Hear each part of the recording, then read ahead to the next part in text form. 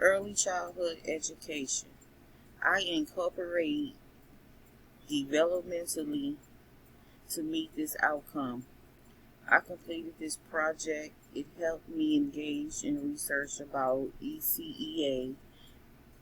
It aims at the development of a child's social, emotional, in order to build a solid and broad foundation. I develop why education is important.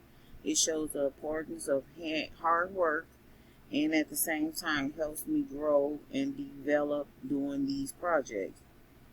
Doing these projects and utilizing with different families in order to exchange ideas, knowledge, and good practice. It teaches me to live in harmony and have positive outcomes. For every portfolio project I did committed to an early childhood education means I could help young learners reap long-term benefits from success in school.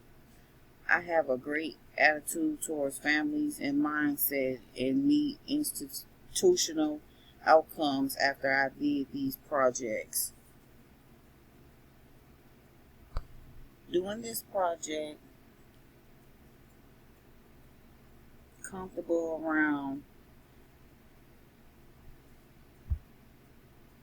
doing these projects, I am well organized and adept at devising, planning events, and my organization skills when it comes to small tasks to make sure the center is running smoothly.